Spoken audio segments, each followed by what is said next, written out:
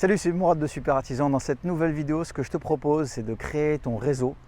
Et tu vas comprendre pourquoi un réseau, c'est hyper puissant et c'est hyper important de le faire. Donc si tu ne l'as pas fait, je t'invite à le faire juste après cette vidéo. Donc le réseau, pour moi, il se compose de trois grandes familles, on va dire. La première, c'est ton fournisseur. Ton fournisseur, en fait, c'est lui qui va te suivre tout le long de l'année. C'est lui qui va devenir ton partenaire tout le long de l'année, même voire tout le long de la vie de l'entreprise. Ton partenaire, il faut bien prendre le temps de le choisir, ce qui est normal. Et pour le choisir, tu as différents critères. Donc le premier critère, forcément, c'est le prix. Il faut d'abord faire le tour de tous les fournisseurs dont tu as besoin. Admettons que tu sois dans la peinture, tu vas voir Tollens, tu vas voir Seigneurie, tu vas voir Séguré. Donc tu demandes un rendez-vous, tu prends ton téléphone, tout de suite après la vidéo, si tu n'as pas commencé à créer un réseau, tu les appelles, les plus proches de chez toi bien sûr, et tu demandes un rendez-vous avec un commercial. Et pendant ce rendez-vous avec le commercial, tu demandes à avoir des tarifs sur une gamme de produits qui t'intéressent, que tu vas utiliser. Et une fois que tu as eu l'info chez le premier, tu vas voir le second en lui disant voilà, je suis allé voir aussi les concurrents, je ne vous cache pas. Et là, tu demandes à avoir forcément le meilleur tarif, leur meilleure offre, ce qui peuvent de faire le meilleur effort, on va dire. Et ainsi de suite. S'il faut, tu retournes les voir une deuxième fois tous en leur disant écoute, j'ai eu un meilleur tarif ailleurs, est-ce que éventuellement tu pourrais encore me faire quelque chose? Par contre, petite astuce, il ne faut pas divulguer tes tarifs. Il ne faut pas dire clairement, tu dis ouais, je suis allé chez Tollens hier, le bidon ils me l'ont fait à 75 €, toi tu me l'as fait à 78, est-ce que tu peux faire un effort là-dessus, je vais t'en prendre toute l'année, etc. Non. Ce que tu dois faire, c'est tout simple, c'est de dire ils m'ont fait un meilleur tarif que toi, un bien meilleur tarif que toi, donc est-ce que tu peux encore faire un effort? Sinon malheureusement je vais devoir continuer à travailler avec eux, je vais commencer de bosser avec eux. Et là en fait, ce qui va se passer dans la tête du vendeur, du commercial, va se dire bon, moi je lui ai fait à 75 €, on va dire, s'il a trouvé bien moins cher, bon je vais essayer de descendre au maximum. Tandis que si tu avais dit ailleurs ils m'ont fait 73, il se serait mis à 72, il aura enlevé 1 € pour remporter le marché. Là il ne sait pas, donc il va descendre le plus bas possible. Et ça tu peux le faire à tout le monde. Et sans parler de la concurrence, tu ne donnes pas de nom, tu ne donnes pas de prix précis. Tu dis voilà, la concurrence, un de tes concurrents m'a fait un meilleur tarif, voilà, dis-moi ce que tu peux me faire de mieux. Et ça, tu peux le faire toute l'année. Quand tu demandes un nouveau tarif sur un nouveau produit, un client te demande un produit spécifique que tu n'utilises pas le reste de l'année, tu appelles ton fournisseur, tu demandes quel tarif il peut te faire et tu n'hésites pas à appeler tes concurrents, ses concurrents plutôt, et de demander qu'est-ce qu'eux pourraient te faire de mieux. Et une fois que tu as ce prix-là, tu rappelles à ton fournisseur habituel en disant écoute, j'ai fait un petit tour à la concurrence, ne le prends pas mal, c'était pour connaître un petit peu le marché. Il s'avère que j'ai trouvé beaucoup moins cher. Est-ce que tu peux me faire encore quelque chose? Et du coup, avec ces petites techniques toutes simples, tu vas régulièrement trouver les meilleurs tarifs du marché. Après, tu peux toujours aller voir sur Internet. Tu vas me dire ouais, sur Internet c'est moins cher. Tu peux toujours aller voir en grande surface, même si en grande surface et sur Internet tu ne trouveras peut-être pas tous les produits professionnels. Surtout les produits, tu trouveras surtout les produits de grande distribution, les produits qui se vendent le plus, mais tu ne trouveras pas sur Internet et chez les GSB, donc les grandes surfaces de bricolage, tout le service que ton fournisseur pourra t'apporter. Par contre, tu vois, un fournisseur, ça ne va pas s'arrêter au prix, justement, j'allais en parler. Il y a d'autres critères, il y a aussi le service. Tu arrives le matin, un petit sourire, sympa. Un jour, tu lui envoies un de tes clients, il l'accueille à bras ouverts, il prend le temps de lui expliquer la différence entre tel et tel produit, il l'aide à faire son choix sur différentes couleurs, différents produits. Donc ça, ce n'est pas négligeable. En fait, ton fournisseur, c'est aussi ton assistant, c'est aussi ton partenaire, c'est aussi lui qui va de temps à autre s'occuper de tes clients, comme je viens de te le dire juste avant. Il va s'occuper aussi, tu l'appelles en dernière minute, tu as oublié de passer le voir et tu lui dis écoute, là je suis sur un chantier, j'ai oublié tel et tel produit, est-ce que tu peux me les apporter en urgence? Moi je dois repartir à un rendez-vous, j'ai mon employé qui attend sur le chantier, il est là, il ne peut pas avancer. Tout de suite, il va demander à un commercial ou lui-même va monter dans sa camionnette ou va demander à un employé de le faire. Et dans l'heure qui suit, tu vas avoir ton matériel sur site, sur chantier. Et ça n'a pas de prix. C'est clair que sur Internet, tu pourras peut-être trouver, je ne sais pas, tes peintres, tu trouveras certainement un rouleau ou un pinceau moins cher que chez ton fournisseur habituel. Peut-être 5 € moins cher. Mais 5 € de moins, est-ce que ça vaut le coup pour 5 € de moins de se passer d'un fournisseur? Je ne crois pas. Je crois pas. Après, tu peux avoir les deux. Tu peux acheter un peu sur Internet. Moi, c'est ce que je fais. Il y a des trucs que j'achète sur Internet qui sont beaucoup moins chers. Et d'ailleurs, qu'il faut que je commande normalement chez mon fournisseur. Je passe par Internet pour certains produits. Je vais même en grande surface de bricolage pour d'autres produits. Quand il y a vraiment des offres que je ne peux pas laisser passer, donc je les achète en GSB, j'ai pas honte. Et je vais aussi, le plus souvent, chez mon fournisseur. Pourquoi? Parce qu'à côté de ça, j'ai un accueil, j'ai un service et j'ai aussi, dans le service, ça rejoint le service, une formation sur certains produits. Il y a des nouveaux produits qui sortent. Un client me demande un nouveau produit, je ne suis pas trop informé de ce nouveau produit. Je demande à mon fournisseur, je l'appelle tout de suite en lui disant voilà, j'étais au téléphone avec un client, il m'a parlé d'un produit que je ne connais pas. Est-ce que tu en as entendu parler? Est-ce que je peux le commander? C'est quoi les avantages? C'est quoi les inconvénients?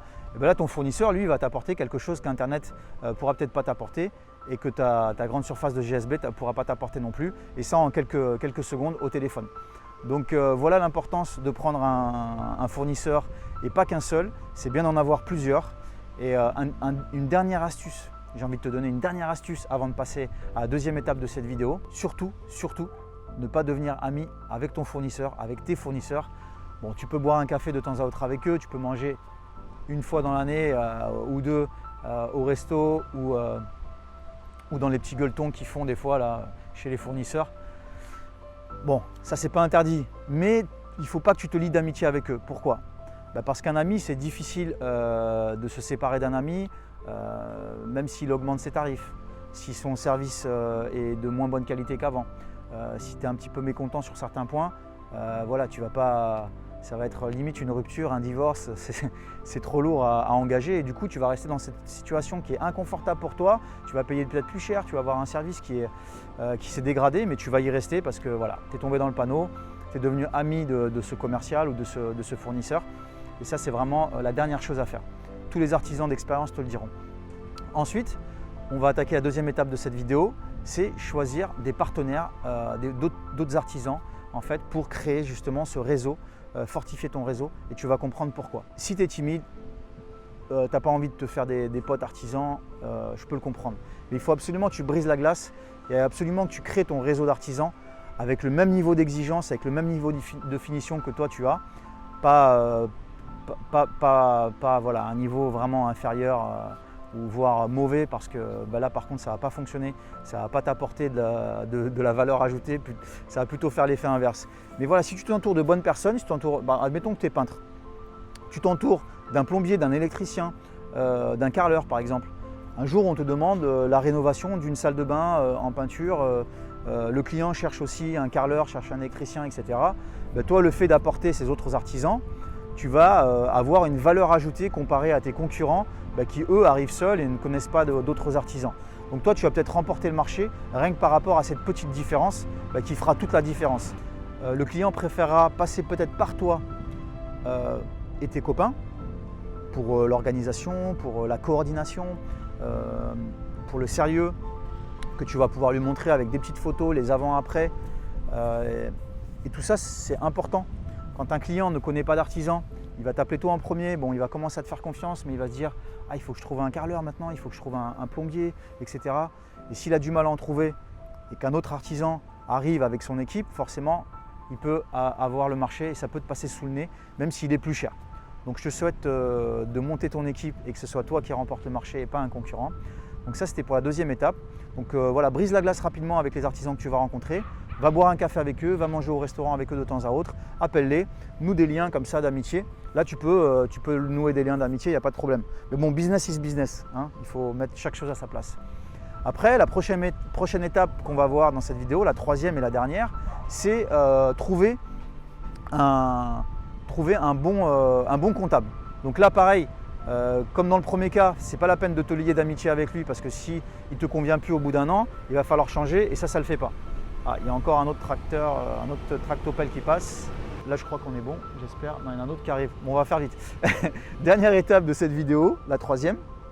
En fait, c'est bien choisir ton comptable. Ton comptable, en fait, ce n'est pas juste la personne à qui tu vas jeter des factures pour qu'il te prépare tes bilans, etc. Le comptable, c'est la personne qui va te conseiller tout le long de la vie de ton entreprise. Et je te conseille de choisir ton comptable en fonction des artisans qu'il a comme clients. S'il a beaucoup d'artisans comme clients, c'est un bon comptable pour toi. Si tu entends qu'il fait du bon boulot, qu'il donne de bons conseils, de bonnes astuces voilà, pour le développement de ton entreprise, c'est un bon comptable.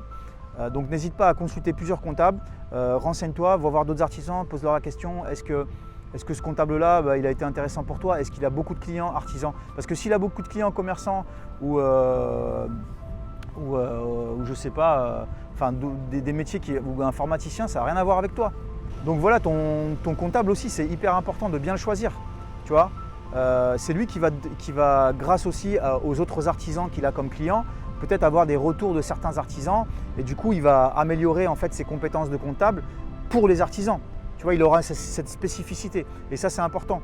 C'est lui qui va chapeauter en fait le côté financier de ton entreprise et ça, c'est hyper important. C'est une fondation pour monter un bon business. Donc, prends le temps de créer une bonne entreprise avec des bonnes fondations. D'ailleurs, j'ai fait une formation là-dessus qui est toujours disponible. Je t'invite à aller voir sur le site internet, tu la trouveras, je pense. Voilà, c'est important d'avoir des belles fondations et dans ces fondations-là, il y a le comptable. Le comptable, même si tu es en micro-entreprise, c'est important d'avoir un comptable. C'est lui qui va te donner un tas d'astuces, qui va te dire voilà, il y a une nouvelle loi qui est sortie, c'est intéressant pour toi, ça te permettra de payer moins d'impôts, etc., etc. Donc quand tu vas chez ton comptable, pose-lui un tas de questions. Demande-lui est-ce qu'il y a des nouveautés, qu'est-ce que tu pourrais faire pour avoir plus de trésorerie, est-ce qu'il serait intéressant de faire un prêt ou pas, voilà, est-ce que tu es en capacité d'embaucher ou pas, etc., etc. Cette vidéo touche à sa fin, j'espère qu'elle t'a plu, qu'elle va t'aider dans ton quotidien. Je sais que le quotidien d'un artisan, c'est pas facile, qu'il faut vraiment s'accrocher. Donc je t'incite à t'accrocher et je vais t'aider comme ça le plus possible à améliorer ton quotidien d'artisan. Si ça t'intéresse et que tu n'es pas encore abonné à l'email quotidien, je te mets un lien juste en bas de cette vidéo et tous les matins je t'enverrai un email à 9 h qui sera rempli de contenu, rempli de choses intéressantes pour développer ton quotidien d'artisan. Je te dirai aussi dans cet email est-ce qu'il y a une nouvelle vidéo qui sort ou plutôt un podcast. S'il y a des événements qui arrivent, voilà, il y aura des cadeaux régulièrement, etc. Donc ça se passe juste en dessous dans le lien dans la description. Moi je te dis à très bientôt ou peut-être à demain matin 9 h pour le prochain email. Ciao!